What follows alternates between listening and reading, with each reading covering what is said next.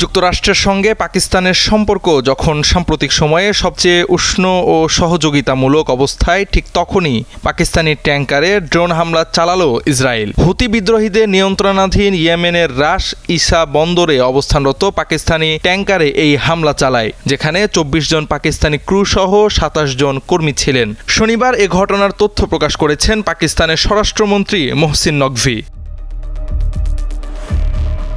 বিস্ফোরণের পর মুহূর্তেই আগুন ছড়িয়ে পড়ে। হুতি বিদ্রোহীরা জাহাজ থামিয়ে ক্রুদের জিম্মি করে। পরে কূটনৈতিক তৎপরতায় তারা মুক্তি পেলেও হামলার নেপথ্যের প্রশ্নগুলো থেকেই যায়। পাকিস্তানের স্বরাষ্ট্রমন্ত্রী জানান, সেপ্টেম্বর ১৭ তারিখে ট্যাংকারটি ইয়েমেনের রাস ইসা বন্দরে অবস্থান করছিল, যা হুতি বিদ্রোহীদের নিয়ন্ত্রণাধীন। হামলার সময় ট্যাংকারের ক্রুদের মধ্যে পাকিস্তানির পাশাপাশি ২ জন শ্রীলঙ্কান নাগরিক এবং ১ জন নেপালের নাগরিক ছিলেন। ট্যাংকারের ক্যাপ্টেনও পাকিস্তানি।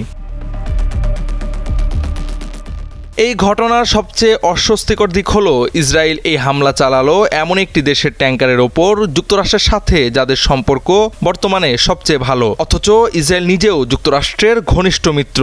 তাহলে কি ধরে নেওয়া যায় ইসরায়েল তাদের নিজস্ব যুদ্ধনীতির প্রয়োজনে মিত্রদেরও ছাড় দিতে নারাজ? আন্তর্জাতিক কূটনীতি, আঞ্চলিক নিরাপত্তা এবং মিত্রতার নীতিমালা ইসরায়েলের আগ্রাসী চরিত্রের কারণে সবই যেন চ্যালেঞ্জের মুখে পড়েছে।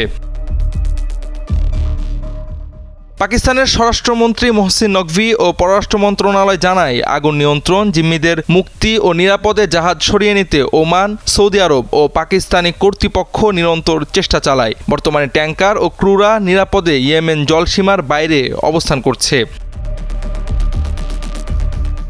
এই হামলা দেখিয়ে দিল মধ্যপ্রাচ্যে যুদ্ধ আর কূটনীতির রেখাগুলো কতটা ঝাপসা। এমন ঘটনা শুধু পাকিস্তানের জন্যই নয়, গোটা অঞ্চলে নিরাপত্তা, মিত্রতা ও বিশ্বাসের কাঠামোকে প্রশ্নবদ্ধ করে তুলেছে।